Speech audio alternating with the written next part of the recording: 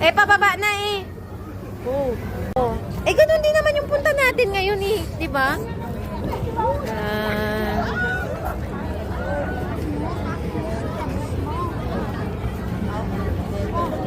Kyle.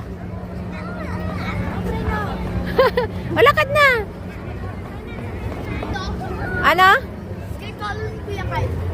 Saan? Bata guys, ayun.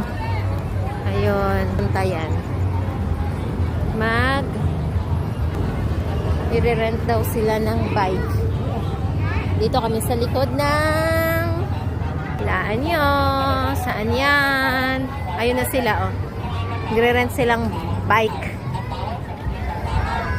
Diba? Oo, sakay ka.